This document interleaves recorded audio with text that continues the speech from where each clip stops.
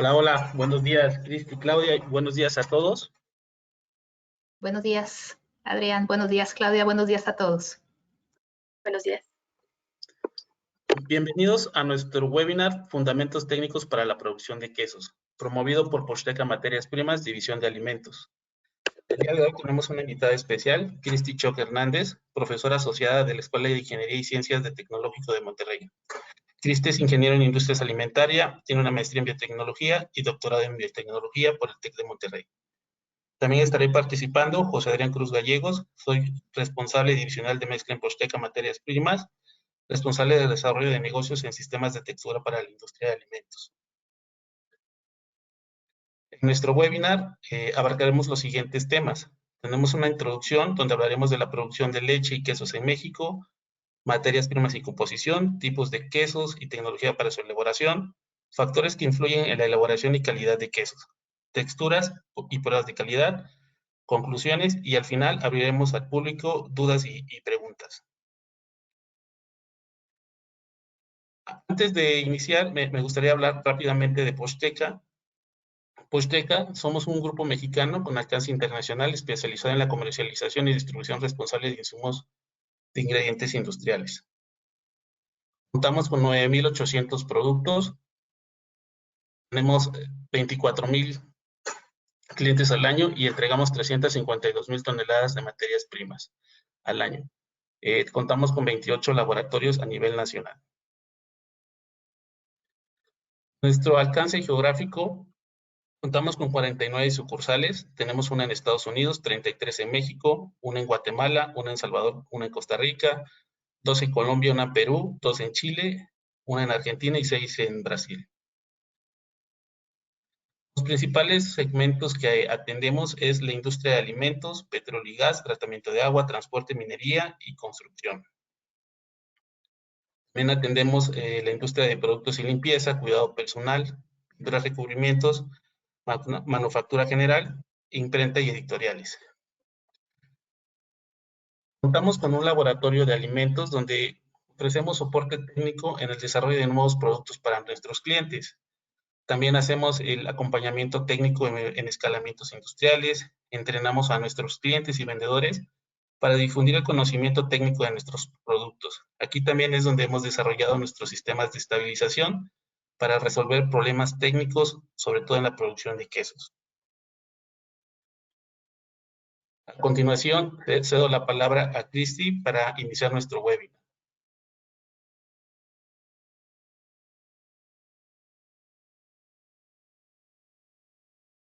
Muchas gracias, Adrián. No sé si todos nos escuchan bien.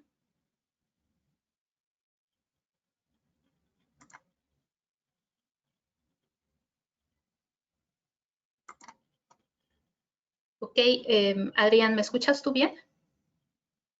Sí, Cristi, se escucha perfecto y tenemos confirmación de algunos participantes. Ok. Muchas gracias, Adrián y equipo, por la invitación. Voy a apagar la cámara para intentar que el Wi-Fi esté correctamente funcionando. Entonces,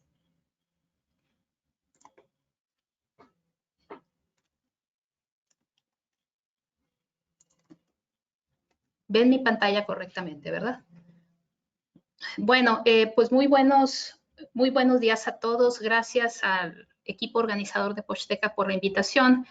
Mi nombre es Cristina Choc Hernández. Como bien comentó Adrián, lo que haré en las slides que siguen será compartir con ustedes algo de información sobre la elaboración de quesos y algunas particularidades dentro del proceso, con la intención pues, de rebotar con ustedes algunas ideas y al final de la sesión abrir a preguntas y respuestas. Bueno, pues para empezar, en el mundo existen alrededor de 2,000 tipos diferentes de quesos. En nuestro país podemos considerar que se producen cerca de 40 quesos únicos en el mercado. El volumen productivo de nuestro país asciende a más de las 420,000 toneladas al año y ocupa México el 10º lugar en la producción mundial de este derivado de la leche. Estos quesos se producen con 2.5 millones de cabezas de ganado que juntas producen alrededor de 12,000 millones de litros de leche de vaca anuales, que es la leche más consumida en el país, con 99% de la producción derivado de este mamífero. Los contenidos de la presentación, como ya bien comentó Adrián, son estos. Empezaremos con una breve introducción de la producción de leche en México y en el mundo. Continuaremos con la producción de derivados de esta materia prima y, por último, algunos datos que pudieran ser de su interés sobre la producción de quesos. Continuaremos con materias primas y composición, específicamente la composición de la leche, factores que influyen en la elaboración y calidad del queso. Hablaremos de acidez, pH, origen del cuajo o de la enzima que coagula durante nuestro proceso. Continuaremos con tipos de queso y tecnologías para elaboración y terminaremos con algunas pruebas de calidad también que pudieran ser de su interés para enriquecer sus propios procesos y cerraremos con conclusiones. Pues muy bien, ¿dónde está México como país en la producción de leche? Bueno, pues no nos va nada mal. Ocupamos el 16º lugar en la producción de leche de vaca. Esto representa el 2% de la producción del mundo. Como pueden observar en esta gráfica, hay dos países que toman el liderazgo en la producción de leche, específicamente de vaca: Estados Unidos de Norteamérica con el 20% del total y la India con 18% del total. Hay diferencias muy interesantes entre estos dos países. Estados Unidos es el más productivo en términos de leche producida por cabeza de ganado. Al año, la producción de cada vaca estadounidense ronda los 10,000 kilogramos de esta materia prima, mientras que en la India ronda los 2,000 kilogramos de leche al año. México se encuentra prácticamente a la mitad. En promedio tiene 4,000 a 5,000 litros de leche por cada vaca al año. Esto habla de las grandes diferencias productivas que existen en los hatos ganaderos de diferentes países. Continuando con esta información, dentro de México hay dos cuencas lecheras muy marcadas y aquí les presento los 4 principales estados productores. La primera cuenca lechera es sin duda Jalisco. Este solo estado contabiliza el 20.9% de la producción de leche, seguida de la cuenca acá de la comarca lagunera en el norte del país, formada por Coahuila y Durango, que en suma corresponde al 22% aproximadamente de la producción nacional, de esos 12,000 millones de litros de leche de vaca que les comentaba al principio de la presentación. En cuarto lugar como estado y en tercer lugar como región se encuentra Chihuahua con el 9.5% de la producción. Es importante, yo creo, que notar que en el mundo el 85% de la producción de leche proviene de bovino, mientras que el 11% proviene de leche de búfalo, origen de uno de los principales quesos en el mundo, que es el queso mozzarella tradicional, que bueno, se comercializa en todas partes de nuestro planeta. El 4% o alrededor de eso proviene de leche de cabra y el resto de leche de oveja. En México, sin duda, la mayor parte de la producción de leche viene de vaca, 99% de la producción. La leche de cabra, aunque ha tenido ahí las personas y empresas interesadas, todavía no pasa del 2%, con dos estados muy interesantes en la producción, que es Nuevo León y los alrededores, y Guanajuato y los alrededores. Entonces, ahora, además del volumen productivo que ya les comenté, ¿esto qué representa en términos económicos? Bueno, si ponemos en una gráfica como la que les muestro aquí, el dinero que se genera por la producción de derivados pecuarios, la leche ocupa el tercer lugar, solo detrás de la carne de bovino, que es este 29% que les muestro en color azul, carne de ave, que es este 24% que les muestro en naranja, y bueno, el 17% pertenece al valor de la producción de leche de vaca. Aún con estos números, nuestra dependencia de leche y derivados del comercio exterior es importante. Esto lo podemos hacer notar con esta gráfica que les muestro en la slide que está en pantalla. En color, esta barrita de color azul representa en millones de dólares, discúlpenme, las importaciones que nuestro país hace de leche y derivados. En naranja, esta barrita representa en millones de dólares las exportaciones en este sector que México hace. Y evidentemente en color gris la diferencia mostrando un balance o saldo negativo. Los principales productos que traemos de otros países para dar abasto a la demanda nacional son en orden de importancia la leche descremada en polvo, que en su mayoría viene de Estados Unidos de Norteamérica, quesos y grasa butírica. México es el principal importador de leche descremada en polvo en el mundo. Entonces es un dato interesante, habla de la potencia interna de nuestro mercado para consumir y las áreas de oportunidad que aún existen para atenderlo. Ahora, lo anterior era materia prima. ¿Qué pasa con los derivados de la leche? Bueno, en esta gráfica podemos observar que los derivados de la leche ocupan el tercer lugar como medido como porcentaje del PIB anual de la industria de los alimentos, al menos eso fue en la última década.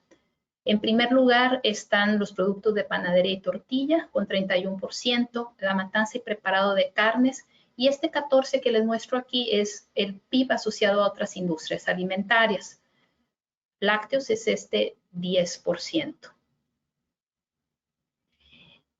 En la tabla que está ahorita en la slide les muestro al menos 7 derivados de la leche que pasan por las empresas procesadoras. En términos de volumen, la leche pasteurizada y leche ultrapasteurizada siguen siendo la mayor parte de la producción derivada láctea. Sin embargo, quiero hacerles notar que los quesos que se encuentra aquí en el penúltimo renglón, en el 2010 su producción ascendía a las 266,000 toneladas. Para el 2020, la producción culminó el año con 487,000 toneladas, lo cual habla de un crecimiento en una década importante. Para ver detalle de estos 7 productos, aquí les muestro, me voy a adelantar un poquito y ahorita regreso a este. En gráfica, la tasa media de crecimiento anual en volumen productivo en la última década, de 2010 a 2020. Como pueden observar, quesos y mantequilla fueron los derivados que tuvieron un mejor desempeño en términos de aumento productivo. 6.2%, 6.9%, y la leche pasteurizada y ultrapasteurizada, a pesar de seguir siendo dominante en el mercado, tuvieron una tendencia a la baja. Esto nos habla o nos puede indicar una perspectiva pues interesante para la década que estamos ahora transcurriendo. Me voy a regresar a la tabla anterior, donde les muestro las 8 principales categorías de queso que se venden en el país. Aquí podemos observar algunas diferencias interesantes viendo 2010 a 2020. En el 2010, el principal queso que se produjo fue el queso fresco con 46,820 toneladas, seguido del queso amarillo con 45,598 toneladas. Al término del 2020, la tendencia ha cambiado un poquito y los principales quesos que se producen y comercializan en México son queso fresco con prácticamente el doble del tonelaje que se tenía al 2010 y el doble crema con 78,000, prácticamente 79,000 toneladas. Entonces, insisto, en esta tabla les muestro los 8 principales tipos de queso que se comercializan en nuestra república. Muy bien, poniéndolos ya en antecedente con esta información, ahora sí quiero pasar a la parte de proceso. Todos los quesos que conocemos en el mundo, esos 2,000 categorías que les comentaba al principio, se elaboran siguiendo prácticamente los mismos 8 a 10 pasos, donde La etapa estrella, sin duda, es la parte de la coagulación. Intentaré ahondar en ese tema en la siguiente slide. Es importante comentarles, antes de entrar en el proceso, la definición de queso, ¿no? Hay muchas formas de definirlo, forma asignada al proceso, al aspecto de nutrición, al aspecto de la transformación, pero podemos decir, sin duda, que el queso es la concentración de los sólidos que se encuentran en la leche para aumentar la vida útil de este producto y mantener durante más tiempo calorías disponibles para nuestra sociedad. Esta concentración se lleva a cabo utilizando 3 etapas fundamentales. La primera ya la comenté, que es la coagulación, la segunda el salado y la tercera modificación de pH o aumento de acidez. Estas 3 etapas se convierten en 3 factores primordiales para mantener la vida útil de este alimento. Si observamos estas 3 etapas, la primera tiene como objetivo remover el agua en forma de suero, aumentando así el porcentaje de sólidos y con ello su vida útil. El pH, poner una barrera adicional al crecimiento de microorganismos deteriorativos y patógenos, también con la intención de alargar la vida útil de la leche. Y el tercero, la adición de sal, ser un medio selectivo para el desarrollo de bacterias y microorganismos deseables y detener el crecimiento de los indeseables. Entonces, con ese antecedente, me gustaría empezar por la primera etapa básica para la elaboración de quesos, que es la selección de la leche. Como ya les comenté en la sección anterior, el mamífero que más aporta leche para la transformación de quesos en el mundo es vaca. Sin embargo, existen casos muy interesantes de quesos elaborados con leche de cabra o de oveja y de otros mamíferos. La vaca, voy a dar clic para empezar a hablar un poquito más sobre la composición de esta materia prima. Pues muy bien. La leche de vaca tiene una composición muy particular. Puede ser definida como una emulsión de grasa en agua. Y en esta ilustración ustedes pueden observar un dibujo de la microestructura de lo que sería la leche. Estos glóbulos de grasa que vienen amarillos son partículas que rondan un tamaño de 1 a 20 micras. 1 a 20 micras. En el interior tienen triglicéridos, que son los que generan sabores y aromas de interés en el queso, pero también son fuente de energía para los consumidores. La leche, además de ser descrita como una emulsión de grasa en agua, puede ser descrita como una solución verdadera, donde este suero que se observa en la ilustración contiene minerales y lactosa solubilizados. Y 3, también puede ser definida la leche como una solución coloidal.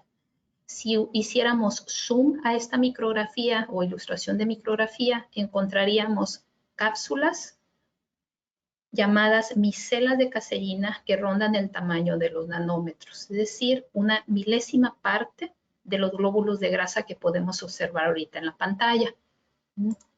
Esa es la definición general de la leche.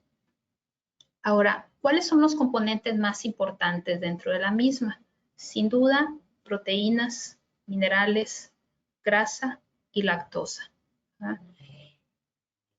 Las proteínas son las que más relacionadas están con la elaboración del queso e intentaré ahondar poco a poco en este concepto. La leche de vaca tiene en promedio de 12.5 a 13% de sólidos, donde estos sólidos representan los que les muestro en esta gráfica. Lactosa es la fracción más importante, con 38% de estos sólidos, seguidos de la grasa. Las proteínas representan, en términos de volumen, el 3.5% de la leche, donde existen 2 proteínas de interés. Caseínas, que su nombre viene derivado precisamente del queso, y proteínas del suero que son altamente solubles en agua. Dentro de las caseínas hay 4 tipos que son de interés en la elaboración del queso. Son alfa S1, alfa S2, beta y kappa. La alfa S1 y alfa S2, igual que la alfa S1, alfa S2, beta y kappa. Estas 3 primeras son altamente hidrofóbicas, quiere decir que no se llevan bien con el agua, mientras que la kappa es altamente hidrofílica. Esta, en particular, es la que mantiene la estabilidad de estas moléculas dentro de la leche. Tanto alfa S1 como alfa S2 y beta se encuentran agrupadas en estructuras que les llamamos micelas de caseína, rodeadas por esta última, que es la capa, que hace que se mantenga la estabilidad de la solución coloidal. Las caseínas en la leche de vaca representan el 80% de todas las proteínas, mientras que las proteínas del suero, específicamente alfa-lactoalbúmina y beta-lactoglobulina, representan el 20% restante.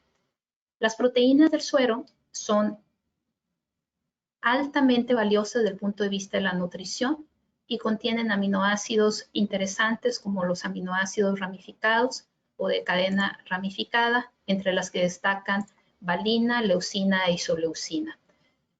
La beta-lactoglobulina representa aproximadamente, o su cantidad en la leche representa 3.2 gramos por cada litro de leche y dan pie, tanto beta como alfa-lactoglobulina, a los productos como WPC, o concentrado de proteína de suero, y WPI, o aislado de proteína de suero, que son ingredientes de gran importancia en la industria actualmente. Las proteínas, como ya les comenté, están asociadas, las caseínas, en una estructura nanométrica que se le conoce como micela. Hay 3 modelos que actualmente se consideran pertinentes para describir cómo se encuentran presentes estas micelas en la leche. El más aceptado es este que les pongo en la slide, que se llama el modelo de submicelas. Cada una de estos circulitos representa una micela formada por alfa y beta caseína.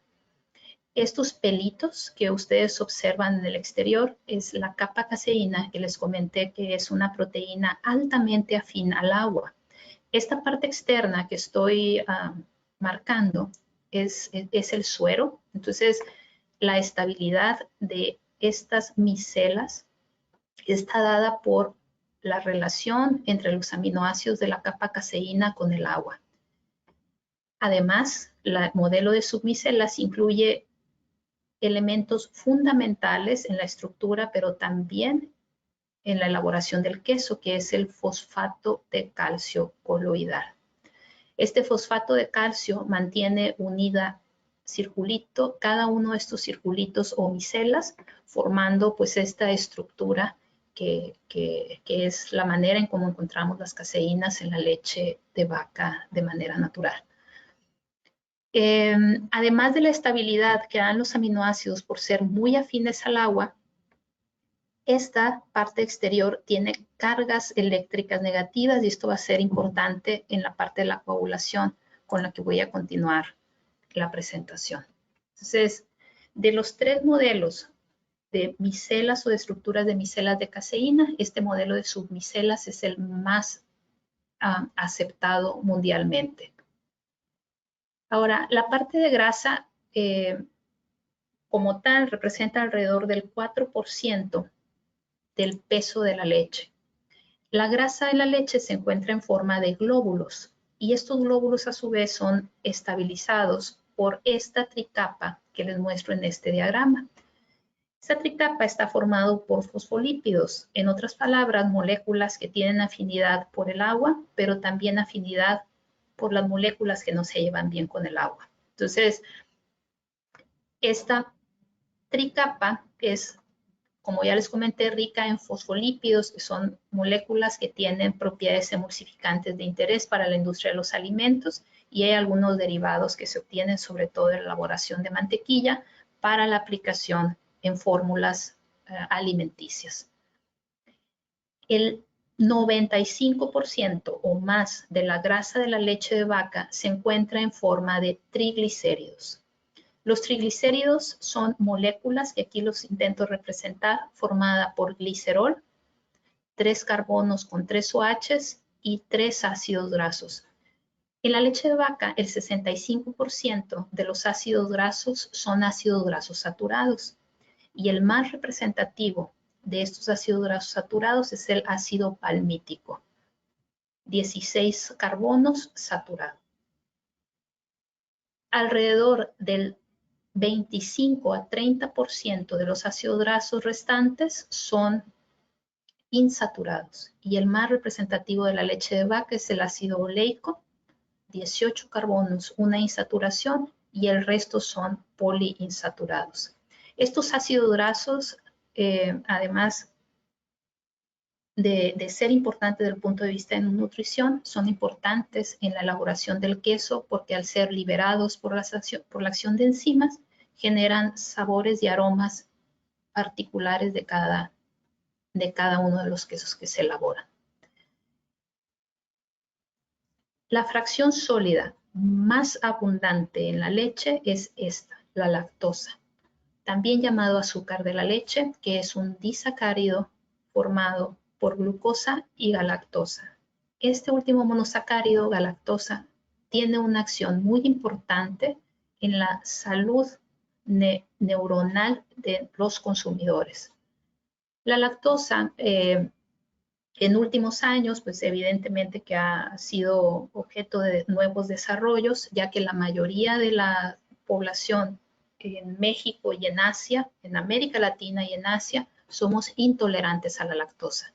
De hecho, las personas que pueden digerir la lactosa en su edad adulta tienen una mutación que le llaman persistencia de lactasa. Es decir, que en edad adulta pueden seguir produciendo lactasa o la enzima que hace esa hidrólisis de la lactosa para favorecer su digestión. Las personas que no tenemos esa producción de lactasa en edad adulta, pues somos los intolerantes a la lactosa. Esa intolerancia hace que la lactosa transite hasta colon, donde es fermentada por las bacterias que se encuentran en esa región de nuestro intestino, generando gas e incomodidad intestinal. Entonces, la persistencia de la lactasa es una mutación, sobre todo en personas de origen europeo. En resumen, la leche está compuesta por agua, minerales, grasa, lactosa y proteínas. Dentro de las proteínas, las caseínas representan el 80% y dan origen al producto del cual trata la presentación de hoy, que es queso. Un vaso de 250 mililitros de leche va a proporcionar a un niño menor de 5 años el 48% de los requerimientos de proteínas y el 9% de las calorías que requiere diariamente. Sin duda, la leche forma parte de una dieta equilibrada y completa. Entonces, dicho esto, le voy a compartir el micrófono a Claudia, quien hablará de derivados de proteínas del suero, que insisto, como ya les comenté, son el 20% de las proteínas que encontramos en leche de vaca. Adelante, Claudia. Muchas gracias, Cristi. Hola, buenos días. Bien, pues mi nombre es Claudia Zamora y estoy como asesor técnico de la División de Alimentos en Posteca para dar soporte técnico a todos nuestros clientes. Y bueno, pues únicamente me gustaría comentarles de los que pueden encontrar en Posteca y de los que nos ha comentado ya Cristi, como son el WPC, que es un concentrado de proteína de suero de leche. Aquí en Posteca pues manejamos diferentes tipos de WPC, como puede ser el WPC 80, que viene en una concentración al 80%, el WPI 90, que pues ya es un aislado de proteína de suero de leche, y el WPC que viene al 34%.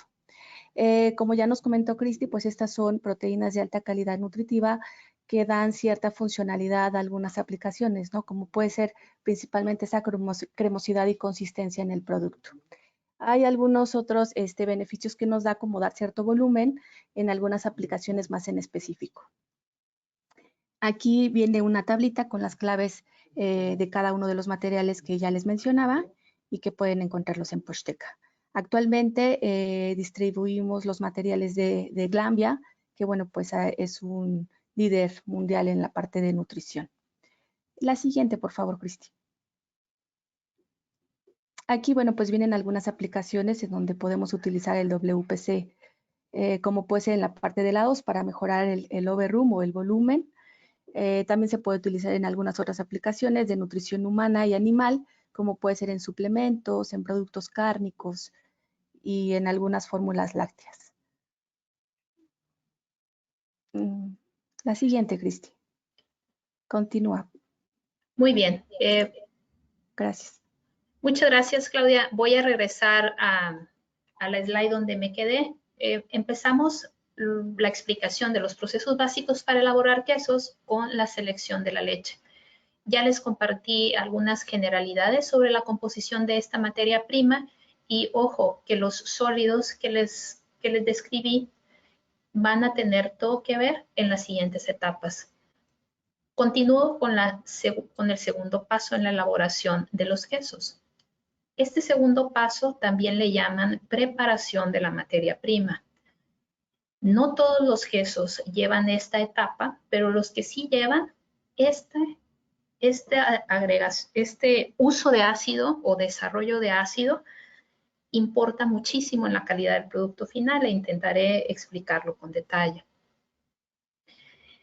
La etapa de acidificación la podemos realizar de dos maneras, por acidificación directa o el uso directo de ácido, sobre todo acético directamente ácido acético en forma de vinagre o como ácido láctico. La segunda forma es usando cultivos lácticos o bacterias llamadas iniciadoras. Estas bacterias transforman la lactosa en ácido láctico, modificando la acidez original de la leche. Dentro de esta etapa, lo que utilizamos para evaluar a qué nivel de acidez llega nuestra materia prima es una escala que les muestro en esta slide. Es la escala de pH. Una escala que va de 0 a 14, donde la mitad o el 7 nos indica un alimento neutro y hacia abajo un alimento ácido y hacia arriba un alimento alcalino. ¿Qué determinamos con el pH? Con el pH determinamos el potencial de hidrógeno, o en otras palabras, la cantidad de iones hidrógeno que se encuentran presentes en el medio. Entonces, en el caso de la leche tiene un pH casi neutro, la leche de vaca. Va de 6.6 a 6.8. 6.6 a 6.8. Este rango va hacia abajo mientras más iones hidrógeno existen en el medio, es decir, mientras más ácido es el producto. Si lo notan, la escala entonces está invertida. Mientras más acidez, más bajo el pH. Quesos como el queso fresco tienen un pH que va de 6.2 a 6.5, evidentemente un poquito más bajo que el pH original en la leche. El mozzarella fresco tiene un pH que va de 5.5 a 5.7. El cheddar, el queso icónico de Estados Unidos, el más producido en ese país, va de 5.1 a 5.4. Y el queso feta, un queso ácido, va de 4.6 a 4.9. Este parámetro está, como ya les comenté, muy relacionado a la percepción sensorial que nosotros como consumidores tenemos del producto, pero también a otros parámetros como la capacidad de derretimiento o de fundición que tienen nuestros productos. En esta gráfica les muestro los pHs óptimos para desarrollar quesos que funden. En este fenómeno de melting o de fundimiento, además del pH, interviene la cantidad de humedad y la cantidad o el porcentaje de grasa. Sin embargo, podemos decir que en un rango de 5 a 5.4 de pH, los quesos tienen un derretido óptimo. A más alto pH, no derriten, a más bajo pH tampoco. ¿Y por qué es este fenómeno? Es importante que les comente que está involucrado el tipo de calcio o la forma que el calcio se encuentra en el medio. El calcio en la leche se encuentra en forma de fosfato de calcio y este se encuentra en tres presentaciones, vamos a decirlo, en forma soluble o que se encuentra en el suero, en forma orgánica, es decir, fosforilando a las caseínas, que son proteínas llamadas fosforiladas, y 3, formando estos puentes de fosfato de calcio coloidal. En otras palabras, el calcio en el queso representa como el cemento que une a las cadenas de proteínas que se encuentran representadas aquí como estas cadenas azules. Durante la elaboración del queso, la adición de calcio lo que hace es favorecer la solubilidad de este fosfato de calcio, haciendo que migre al suero, dejando sueltas, entre comillas, las cadenas de proteínas formadas básicamente por caseína. Esta liberación que hace de la estructura permite que durante el aumento de temperatura la textura del queso se observe como una textura que funde. Entonces, la producción de ácido en el medio está relacionada con el estado en que se encuentra el calcio y por lo tanto con las propiedades finales de nuestro producto. Bueno, como tercera etapa en la elaboración del queso, ahorita ya vimos preparación de leche, acidificación, está la coagulación. ¿Qué es la coagulación? Pues es la etapa donde transformamos el líquido, un líquido, a un sólido o semisólido. En el caso de nuestros quesos, esta coagulación se logra realizando o ejecutando o a través de 3 mecanismos. El primero y más conocido es con el uso de enzimas, el segundo con el uso de ácidos y el tercero con el uso de ácido mezclado con calor.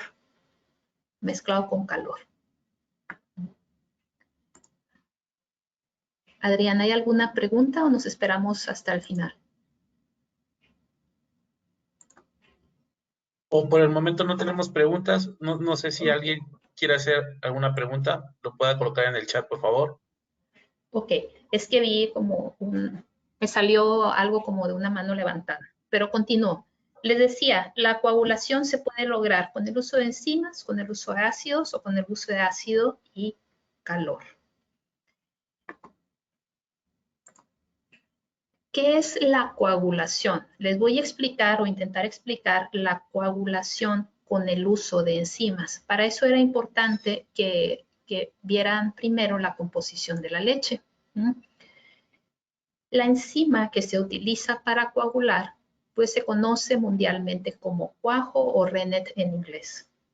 Es una mezcla de proteasas formada básicamente por quinosina y por pepsina, en el caso de que el cuajo provenga de animales o de estómago de animales. En el proceso de coagulación, empezamos con leche. La leche ya la conocen, ya conocen la microscopía de la misma. Hay micelas de caseína y hay glóbulos de grasa que se encuentran en un suero o agua. Si hacemos un zoom a las micelas de caseína, nos topamos con esto, conjunto de micelas asociadas por fosfato de calcio y con capa caseína en la parte exterior, ¿no? O estos pelitos que mantienen la estabilidad de la solución coloidal. La capa caseína, ustedes ya saben, es muy afín con el suero. Cuando agregamos enzima, en este caso cuajo, lo que va a realizar el cuajo es hidrolizar una unión específica de aminoácidos o una porción muy particular de la capa caseína. Esta hidrólisis o corte lo que hace es desprender esta cadena de capa caseína, haciendo que el resto de la estructura quede, entre comillas, desprotegida. Se convierte en altamente hidrofóbica o tiene un terror extremo al agua y busca, para protegerse molecularmente, agregarse con lo que encuentra en el entorno. ¿Ja?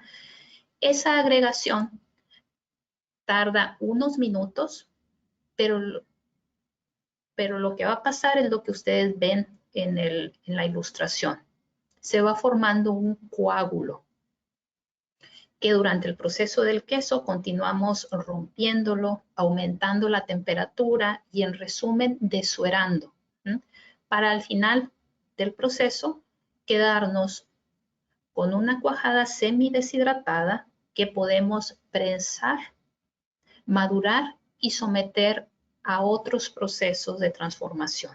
Entonces, ¿qué es la coagulación? La desestabilización de la caseína por efecto de enzimas, como en este caso que les mostré en el video, pero también con la adición de ácido o ácido con calor.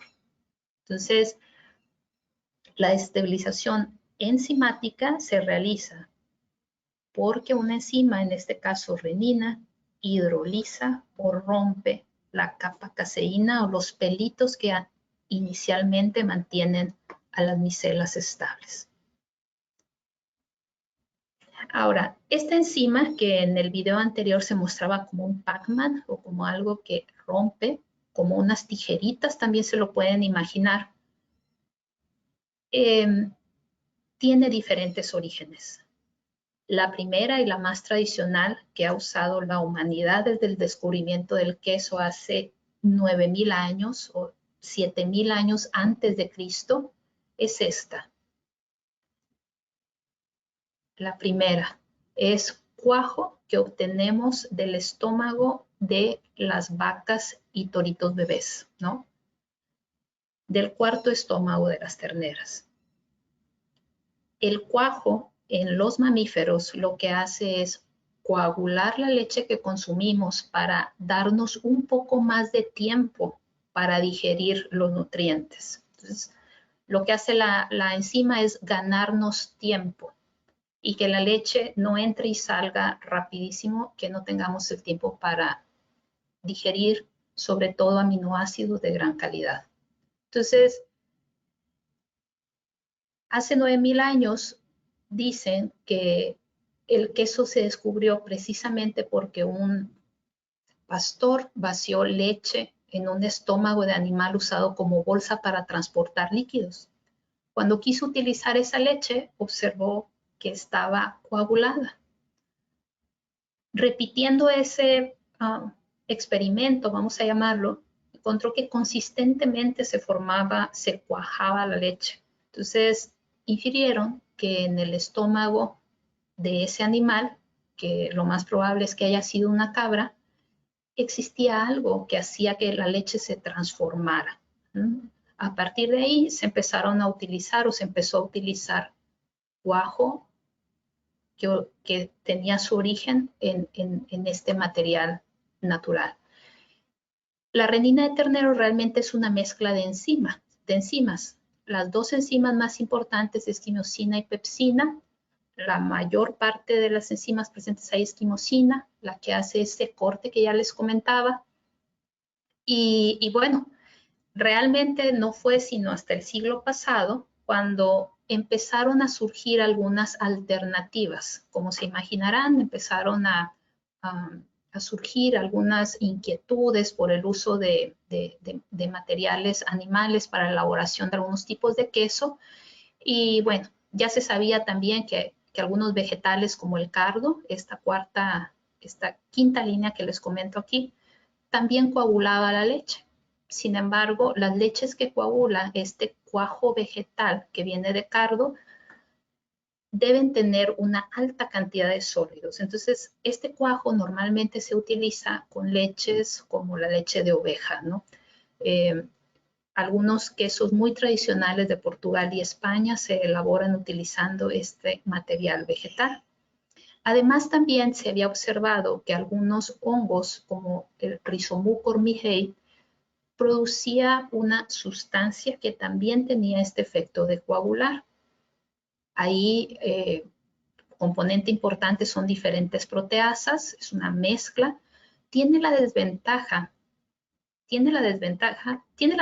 de que es muy económico de producir, quizás un poco más que el de origen animal. Sin embargo, tiene dos desventajas importantes. La primera, que puede generar sabores indeseables en el producto final, producto de una extensiva proteólisis que genera péptidos que tienen ese sabor amargoso. Y dos, el rendimiento en la producción de los quesos es baja comparada con la que se obtiene utilizando esta materia prima. En 1975 se inició la exploración de una técnica que ahora le llamamos transformación genética. Esta transformación genética permite tomar un gen de un organismo e insertarlo en otro para producir proteínas y enzimas específicas. Este fue el caso o el origen del cuajo que ahora conocemos como un cuajo fermentado. Cuajo fermentado o quimiosina producida por fermentación. Este cuajo que se produce por fermentación es actualmente el más popular y arriba del 80% de los quesos que se producen en el mundo se producen utilizando esta materia prima. ¿Qué es o qué contiene o qué proteasas contiene? Prácticamente es quimosina pura. ¿Ah? No tiene muchos años comercializándose, de hecho, tiene desde finales del siglo anterior, pero tiene muchas ventajas.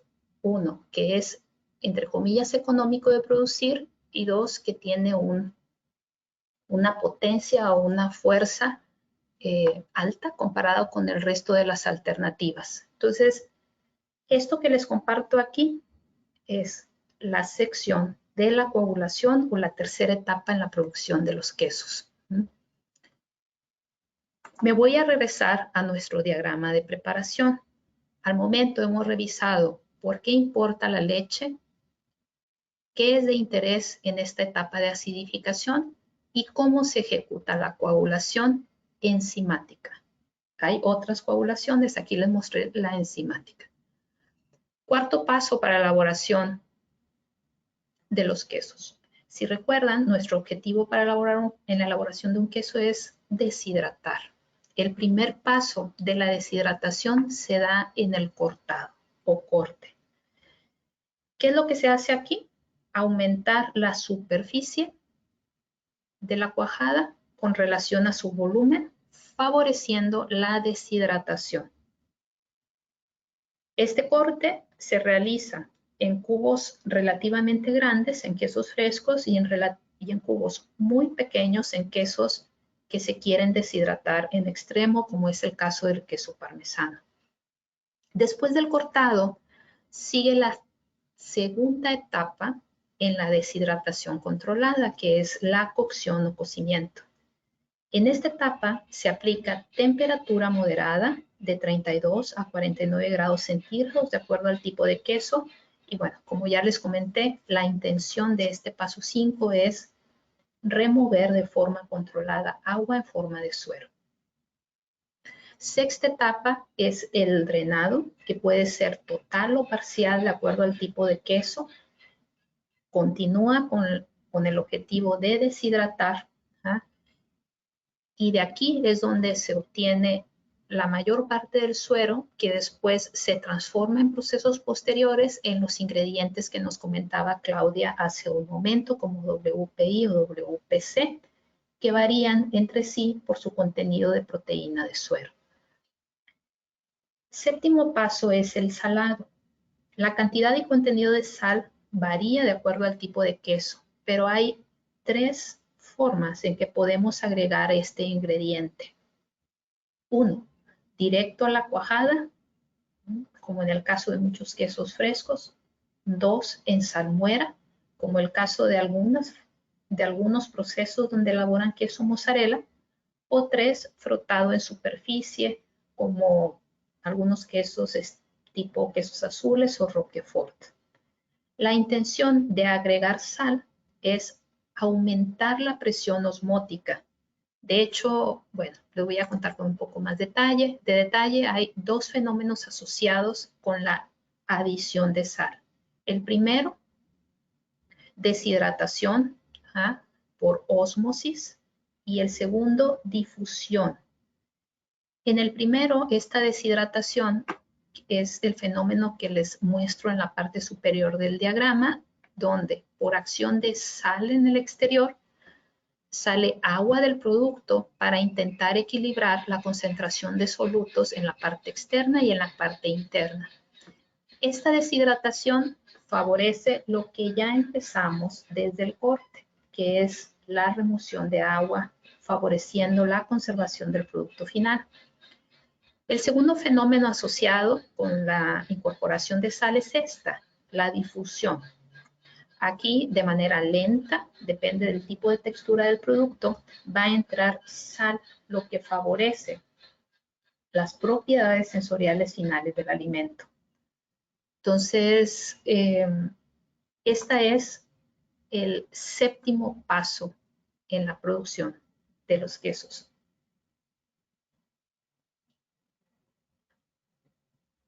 Ok. El octavo paso es el formado. En esta etapa, la cuajada va a alcanzar la forma final que caracteriza al producto. Puede ser la forma típica de bloques o la forma típica redonda. Bueno, además aquí, durante la forma, seguimos con el desuerado para aumentar la cantidad de sólidos. Pero en el paso número 9, que es el prensado, es aquí donde se permite que el material, queso, forme una sola pieza sólida. Y todavía desuera un poco más a través de la remoción del suero. Ya como último paso, que evidentemente no aplica a todos los quesos, está el añejamiento o maduración. Esta etapa tiene como objetivo promover cambios bioquímicos en los quesos, asociada al metabolismo de bacterias, de hongos o incluso de levaduras. Hay 3 cambios metabólicos muy específicos, que es la transformación de lactosa en ácido láctico, la transformación de la grasa, sobre todo de triglicéridos, en ácidos grasos libres, que le llaman lipólisis, y la transformación de las proteínas en péptidos a través de algo que se llama proteólisis. Estos cambios desarrollan ciertos sabores y perfiles de textura específicos en el alimento. Pues muy bien. No sé si hay alguna pregunta aquí. Creo que le voy a ceder la palabra a Claudia. Discúlpame, Claudia. Aquí se me fue compartirte la pantalla en el PH. Discúlpame. Adelante. No te preocupes, Cristi. Muchas gracias.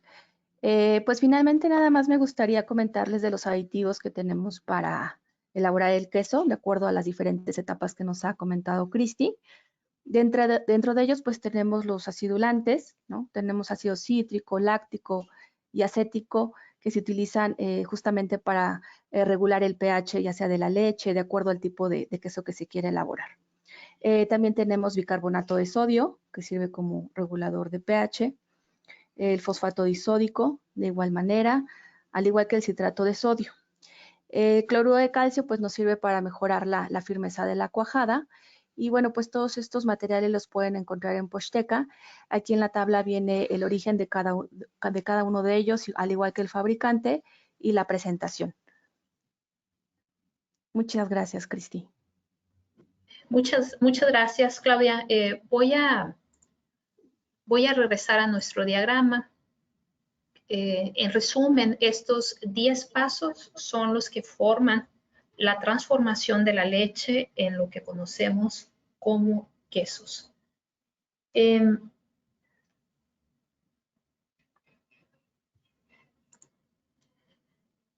Una vez dicho esto, quiero compartirles ahora una clasificación básica de este producto basado en su tecnología de elaboración. Es importante comentarles que hay una multitud de parámetros que podemos utilizar para clasificar a los quesos. La clasificación que les mostramos en la pantalla se basa en la aplicación o no de añejamiento o de maduración y en el tipo de coagulación.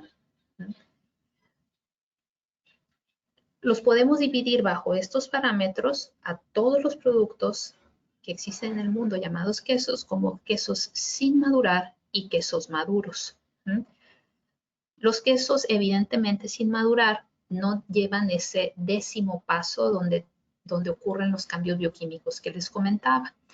Si estos a su vez los clasificamos por el tipo de coagulación, que ahorita yo les expliqué la coagulación con cuajo, pueden dividirse en los que se coagulan solo con ácido, como el queso cottage, los que se coagulan solo con ácido más calor, como el queso ricota, los que se coagulan con ácido más cuajo, como puede ser el queso mozzarella, perdónenme, aquí hay un error, el queso mozzarella, y al final los que se coagulan solo con cuajo, como es el caso de los quesos frescos. Queso panela es un ejemplo perfecto. Si nos vamos a la sección de quesos maduros, son los quesos que llevan esa 10ª etapa, y aquí podemos dividir a su vez en 2 grupos, en los quesos donde se utilizan bacterias para la maduración y donde se utilizan hongos para la maduración. En los que son madurados con bacterias, a su vez pueden ser bacterias que se han agregado durante la elaboración, por lo tanto quedan en la parte interna de la pasta, y bacterias que se han agregado en la parte externa, sobre todo durante el lavado de la corteza o rind.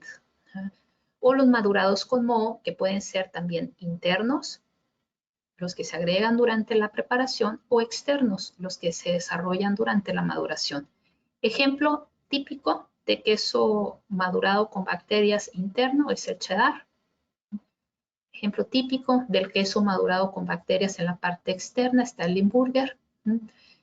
Madurados con mohos interno, el queso Roquefort, denominación de origen, con denominación de origen, y los quesos madurados con moho externo, los típicos es el Brie y el Camembert.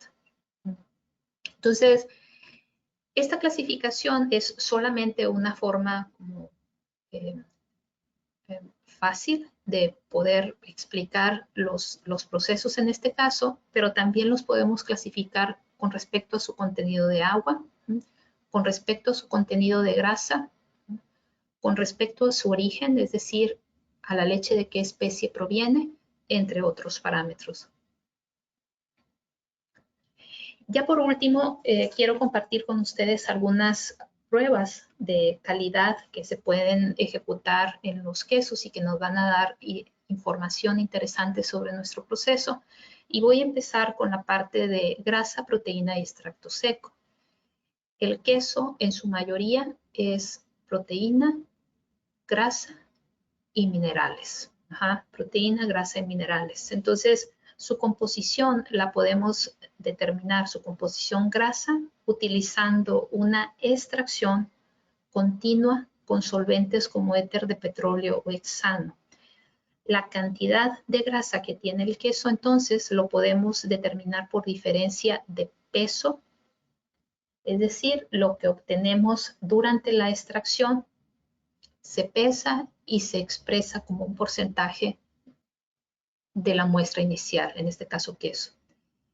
La determinación de extracto seco o los sólidos del queso lo podemos calcular también por gravimetría, dejando de secar una muestra en una estufa a una temperatura constante de 110 grados centígrados. Y por último, la proteína. Esta la podemos determinar calculando el porcentaje de nitrógeno que existe en la muestra a analizar. Este contenido de nitrógeno se convierte a proteína usando un factor de 6.38, es decir, asume que el 15.7% de la proteína en queso está formada por nitrógeno. La determinación de este nitrógeno, que es la base del cálculo, la realizamos en 3 etapas. La primera, una digestión de la muestra en presencia de ácido sulfúrico, utilizando algunos catalizadores. Esta etapa de digestión transforma el nitrógeno de la muestra en nitrógeno amoniacal, el cual es posteriormente destilado para liberar el amoníaco en presencia de hidróxido de sodio y se colecta en la tercera etapa y se colecta para una tercera etapa que es una titulación utilizando ácido clorhídrico. ¿Okay?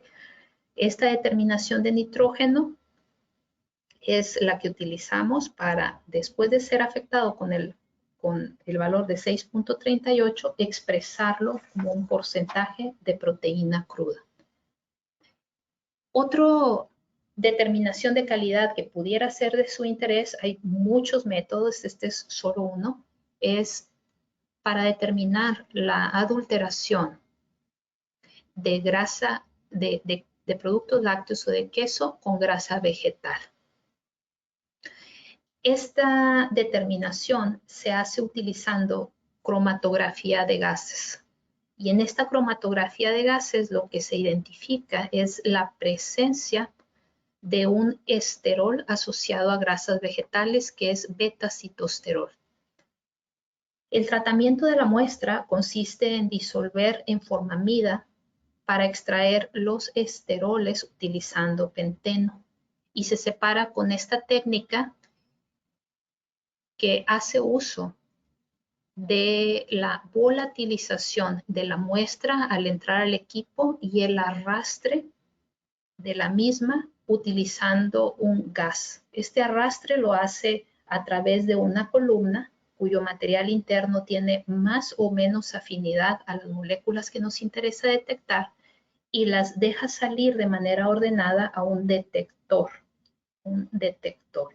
Este detector manda una señal a mi equipo de cómputo, al equipo de cómputo, que se registra en una gráfica como las que les muestro aquí. Esta gráfica es un cromatograma que, donde se observa con diferentes tiempos de retención estos analitos o moléculas que nos interesan, que muestran una determinada intensidad. La presencia de beta-citosterol y de otros esteroles como estigmasterol o campesterol nos daría indicio de una adulteración con grasas de origen vegetal. Entonces, otra técnica que quizás sea de su interés es la determinación de adulteración de productos de oveja o de cabra con leche de vaca. Hay muchos métodos, este es solo uno de los muchos, donde se utiliza electroforesis en gel de poliacrilamida. Esta gráfica que les muestro aquí, bueno, estas dos figuras que les muestro aquí, es una figura de un gel de poliacrilamida. Este gel, vamos a decir que es un material poroso o que tiene poros muy finos que permiten el paso de proteínas a través de diferentes carriles. Cada carril forma una muestra. Cada carril forma una muestra donde ésta avanza más o menos rápido de acuerdo a su peso o tamaño molecular. Las bandas o las muestras que avanzan más rápido en el gel quiere decir que son más pequeñas o encuentran poca resistencia para transitar a través del poro y se quedan las más chicas o las que avanzan más rápido en la parte inferior del gel. Aquí, esta línea que les muestro aquí se le llama estándar, entonces nos va marcando por los pesos conocidos de proteínas presentes en esta muestra, los pesos moleculares que vamos a esperar en los carriles asociadas a las proteínas de interés o las muestras a analizar. A través de esta técnica se pueden observar diferencias en el perfil electroforético de proteínas de leche de vaca, de cabra y de oveja. El dibujo está invertido. Aquí las líneas que aparecen en la parte superior son las más pequeñas, Entonces, esta línea pertenece al perfil electroforético de leche de vaca, esta línea al perfil electroforético de leche de cabra y esta de leche de oveja. Si nuestro producto fuera totalmente de leche de cabra, observaríamos estas dos bandas pequeñas asociadas a beta-lactoglobulina, que si recuerdan son proteínas presentes en el suero. Si nuestro producto fuera 100% leche de cabra, encontraríamos esta banda asociada a la beta-lactoglobulina de la leche de esta especie. Si fuera 100% de leche de oveja, encontraríamos pues este patrón electroforético que es único. La presencia de bandas asociadas a leche de vaca en muestras obtenidas de suero de queso de cabra o de oveja supondría una adulteración del producto. Entonces, esta técnica es técnica basada en la movilidad electroforética de proteínas presentes en el suero. Por último, me gustaría compartirles un par de técnicas y equipos que se utilizan para determinar textura en los quesos. La textura es un atributo de calidad llamado primario, porque se puede detectar incluso antes del sabor y del aroma. La textura pudiera ser definida como la manifestación sensorial de la estructura de un alimento y la forma en que este producto reacciona ante fuerzas que aplicamos, y los sentidos relacionados a este atributo son tacto, visión y oído. Quiero compartirles en 2 o 3 slides dos conceptos. El primero, tribología, y el segundo, TPA o análisis de perfil de textura. La tribología es el estudio de la fricción entre dos superficies. Este estudio de fricción ayuda a entender aspectos como los relacionados a la sensación en boca del alimento, nuestro paladar y boca con el alimento, cuando el producto forma una película delgada entre paladar y la lengua.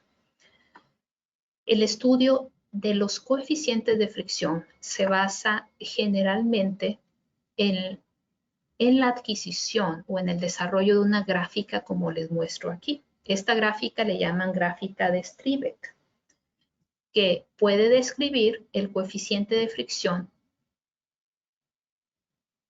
de nuestra lengua y paladar en contacto con el alimento en 3 diferentes etapas. ¿Qué se obtiene de este estudio tribológico? Se obtiene un coeficiente de fricción característico del producto y que se puede utilizar y se está utilizando para mejorar y desarrollar formulaciones, en el caso de los lácteos y de los quesos, específicamente en productos que son bajos en grasa.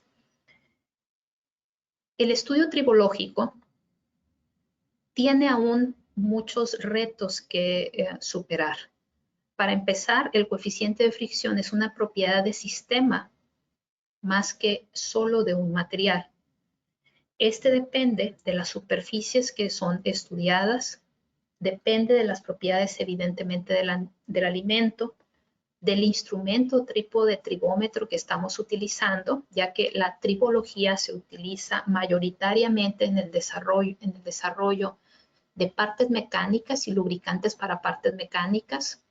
La aplicación en alimentos se le llama tribología suave o soft tribology. Entonces, hay todavía mucha área que explorar para el desarrollo de tribómetros específicos para alimentos. Evidentemente, la configuración, la presencia o no de saliva, entre otros factores y retos. El segundo concepto que quiero compartir con ustedes es el de TPA o análisis de perfil de textura, que se obtiene con un texturómetro. Este equipo que les muestro en la pantalla fue usado por vez primera ya hace varias décadas por la General Food Corporation con la intención de evaluar las propiedades mecánicas de los alimentos. Este equipo consiste en un brazo que tiene un movimiento reciprocante que imita la acción de quijada o de la quijada sobre una muestra que normalmente se pone como una muestra cilíndrica o cúbica. El test de compresión TPA es un test en un solo eje con el cual se obtiene una gráfica como la que les muestro en la pantalla. Una gráfica fuerza relación a tiempo o fuerza relación a distancia. Con esta gráfica que simula una doble mordida sobre el queso, obtenemos al menos 5 parámetros de interés. El primero es la dureza. La dureza se evalúa como esta fuerza máxima P1, que se traduce como la fuerza necesaria para lograr una determinada deformación. Y en la gráfica, como ya les comenté, se observa como esa fuerza máxima de la mordida número 1. ¿Okay? Otro parámetro que obtenemos de esta gráfica de TPA es la elasticidad. Elasticidad la podemos definir como el grado o nivel en que una muestra regresa a su estado original después de ser comprimida entre lengua y paladar. En este diagrama es observado como la distancia que recupera la muestra al final de la primera mordida y principio de la mordida 2. Tercer parámetro que podemos obtener de la gráfica y que se relaciona con la reacción que nuestros sentidos tienen ante el queso es la cohesividad. Este parámetro es la fuerza de las uniones que mantienen la estructura del queso.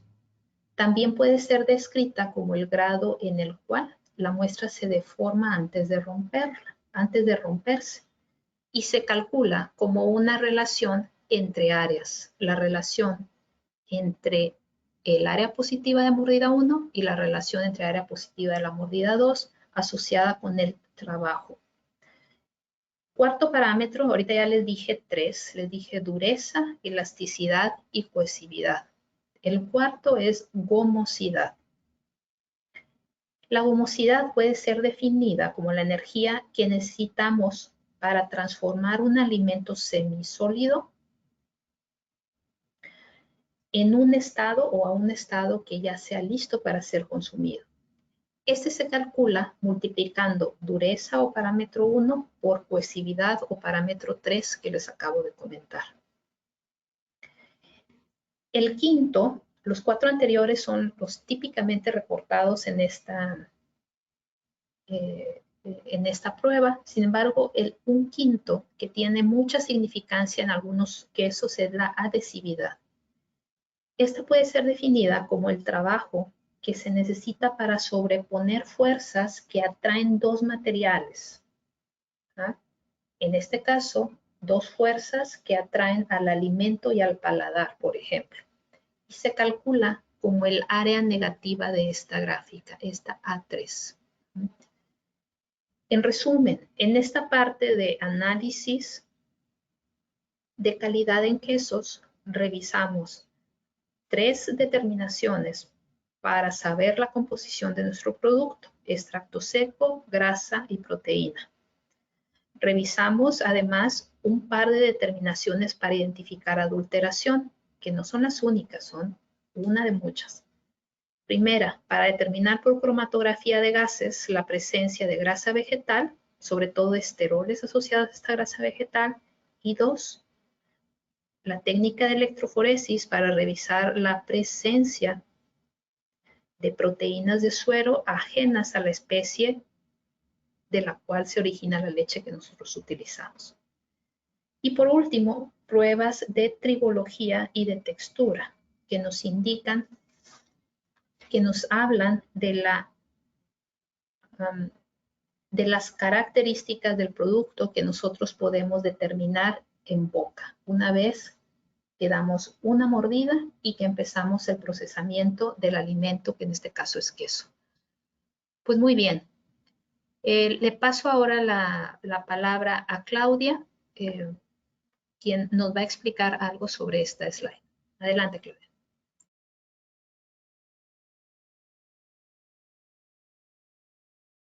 Gracias, Cristi. Adrián, ¿tú nos vas a apoyar? Sí, claro que sí, Claudia. Bueno, queremos aprovechar el foro para ofrecerles uno de nuestros últimos desarrollos, que es Binder Cheese. Binder Cheese es un retenedor de humedad enfocado para quesos frescos, principalmente queso panela, ranchero, cuajadas, algunas zonas que al queso le llaman cuajadas, y incrementa el rendimiento hasta un 10% más. Normalmente un queso en 100% de leche puede estar entre un 12 y 14% de rendimiento y de queso, y utilizando Binder Cheese a dosis muy bajas, alrededor del 0.07%, podemos incrementar el rendimiento hasta un 24 o 28%, dependiendo del proceso de nuestros clientes. Los invitamos a probar Binder Cheese. Nosotros hacemos acompañamientos industriales. Podemos ir a sus plantas. Si gustan hacer alguna validación o están interesados, pueden contactarnos. Y continuamos, Cristina. Gracias, Adrián. Sí se ve bien mi pantalla, ¿verdad?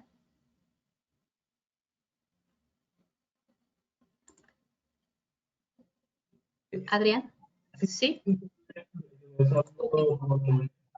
Ok. Bueno,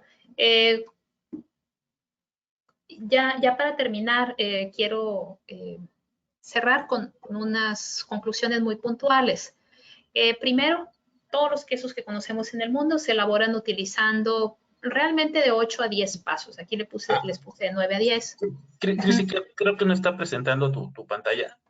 Ok. Te regreso el control. Ajá.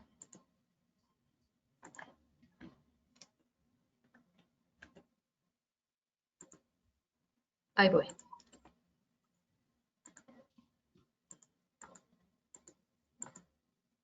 Listo.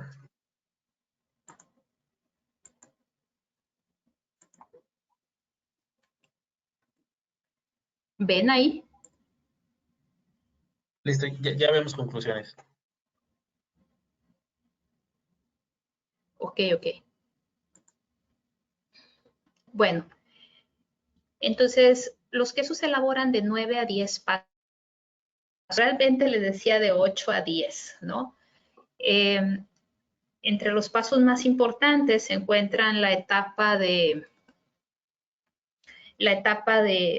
preparación de la leche, que incluye la parte de la acidificación, en caso de que así sea pertinente para el proceso. La etapa de coagulación, que es la más utilizada en el mundo, es a través del uso de enzimas, a mí se le llama coagulación enzimática, y las etapas que siguen, que están asociadas al objetivo de deshidratar leche. Es importante considerar la composición de la materia prima y los mecanismos de coagulación. La composición de la materia prima ya vimos que está formada básicamente por lactosa, minerales, proteínas y grasas. El resto es agua, alrededor del 87.5-88% del volumen de la leche es agua, al menos en leche de vaca. En la elaboración de los quesos es importante considerar factores como pH, sal, contenido de calcio, pH, sal, contenido de calcio, entre otros. Y entre las pruebas de calidad en quesos se encuentran la prueba de análisis de perfil de textura, o TPA por sus siglas en inglés, y a futuro el uso de la tribología puede ayudar a mejorar el entendimiento de la estructura de los alimentos, que está totalmente relacionada a la aceptación que nuestros productos tengan en el consumidor. Entonces, pues bueno, de mi parte es todo. Les agradezco mucho el tiempo a Adrián y el equipo por su invitación y me pongo a sus órdenes en este correo electrónico en caso de que requieran algo en un futuro, y abrimos la sesión a las preguntas. Muchas gracias, Cristi. A todo el foro, si tienen preguntas, por favor, nos pueden colocarlas en el chat o en la sección de preguntas. Ya tenemos una. Cristi, nos pregunta Vanessa Ramos, ¿qué conservadores podemos usar en los quesos? Ok. Hay una multitud de conservadores, ahí depende de qué es el objetivo. Se puede utilizar nicina, que es lo que tradicionalmente he visto aplicado, y bueno, aquí también los aplicadores como Adrián y Claudia seguro tendrán algunas alternativas dentro de su portafolio de productos. Ya no estoy compartiendo ahí, ¿verdad? No, ya quedó el webinar. Clau, ¿alguna recomendación que nos hagas para quesos de conservación? Sí, uno de los conservadores que más se llega a utilizar pues es el sorbato de potasio. En algunas ocasiones se combina con benzoato de sodio, pero el principal vendría siendo el sorbato de potasio. Muchas gracias, Clau. Tenemos otra pregunta. ¿Podemos obtener quesos de leches reconstituidas? Sí, pero sí se puede. Difícilmente va a ser por este método como tal, y generalmente se utiliza leche en polvo hidratada para extender la mezcla inicial. Ajá. Pero sí se pueden obtener. Muy bien. Clau, ¿tienes alguna otra pregunta? Sí, tengo otra pregunta. Preguntan cómo se puede obtener una cuajada más firme, Cristi. Ok, algo que no les platiqué, que bueno, es muy común de utilizar en nuestros procesos, es la adición de cloruro de calcio. El calcio, como intenté explicarles, está muy relacionado con la estructura que el producto final va a tener, ya que forma esos puentes con ayuda de los grupos fosfato entre caseína y caseína. Entonces, la presencia de iones de calcio que nosotros agregamos como cloruro de calcio fortalece la cuajada, y eso se nota en el producto final. Entonces, el típico es utilizar cloruro de calcio. Muy bien. Tenemos otra pregunta. ¿Qué factores se deben considerar para realizar los quesos análogos? Ok. Si nosotros definimos a un queso análogo como aquel que se produce sin utilizar una fuente de leche fluida, pues evidentemente es uno, la formulación para intentar incorporar una fuente de caseína, una fuente de grasa que puede ser de origen láctea o no, ¿ah? Agua, evidentemente, sabores, colores y muy importante, sales, que actúen como, entre comillas, sales emulsificantes, como puede ser fosfato de sodio, fosfato disódico, citrato de sodio. El objetivo de estas sales emulsificantes es regresar la capacidad de emulsificar a las caseínas. Ajá.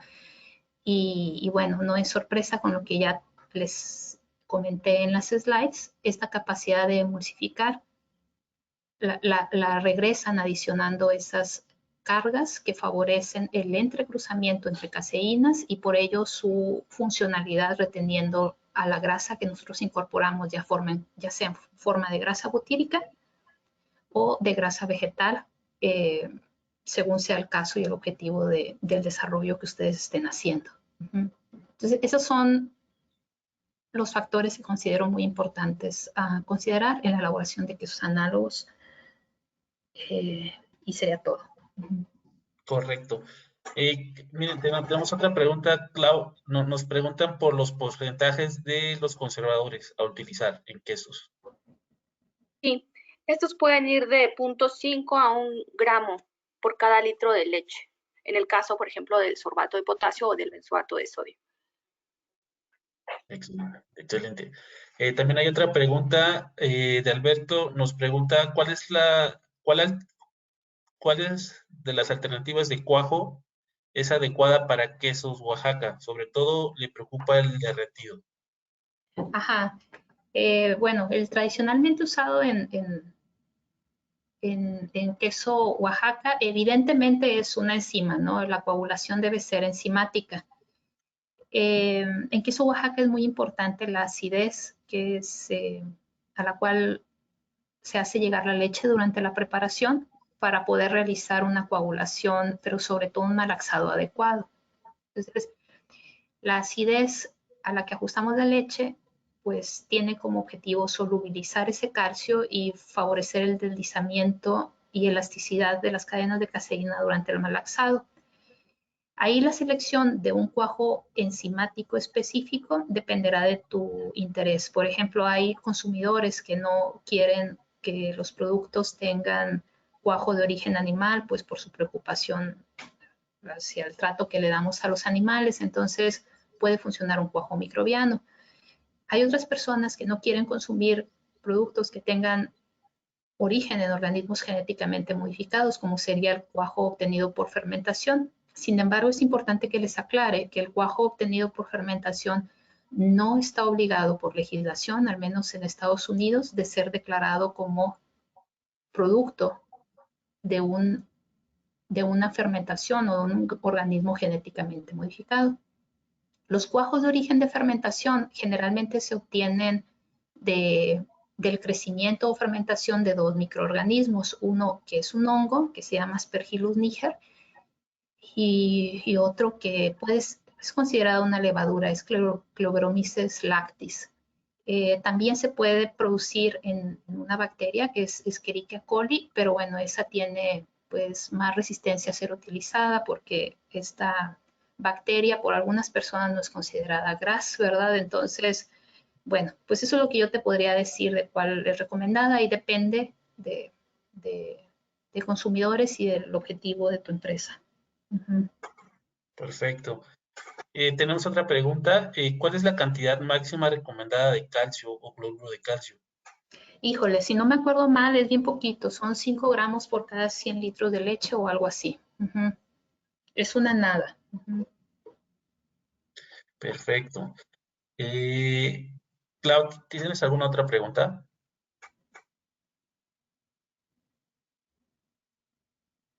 Sí, tengo otra.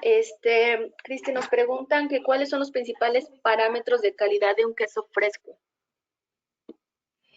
Los principales parámetros de calidad. Evidentemente la composición, ¿no? El contenido de proteína, de grasa, de humedad. Yo agregaría el tema de textura, por eso es que les presentamos estas slides, ¿no? En queso, uno de los parámetros pues, que nosotros como consumidores captamos mejor, evidentemente la primera mordida es sin lugar a dudas la sensación que nos provoca en paladar y en la lengua. Entonces, textura, sobre todo dureza y elasticidad, sería algo a considerar durante la evaluación, ¿no? Es lo que yo podría recomendar.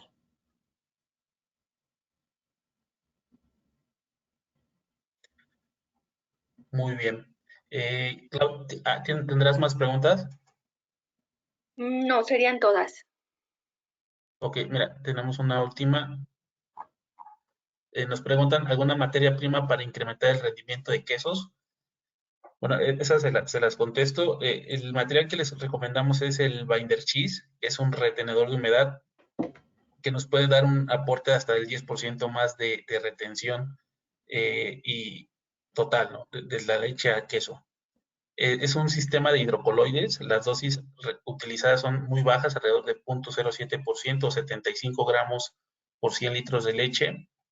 Y vamos a obtener una mayor retención de suero y más rendimiento, y a lo largo de la vida del anaquel no vamos a perder suero, no vamos a tener el defecto de suero. También tenemos algunos ingredientes, Klaus, si me ayudas por favor con los ingredientes que nos pueden ayudar a tener más retención. Sí, existen algunos hidrocoloides como la goma guar, que sirve también para mejorar el rendimiento o disminuir el desuerado y a la vez también de mejorar la textura. Principalmente es lo que más se llega a utilizar en la parte de hidrocoloides. Perfecto. Muy bien. Pues si no tenemos otra pregunta, daríamos por terminado el webinar. Les agradezco mucho la participación a Cristi y a todos por tener atención. Más adelante, si tienen alguna duda, nos pueden contactar vía correo. El caso, la presentación la compartiremos y daremos una liga también para poder acceder al video del webinar. Por el momento sería todo. Agradecemos la participación. Muchas gracias, Adrián y Claudia. Gusto en saludarlos a todos. Hasta luego. Bye.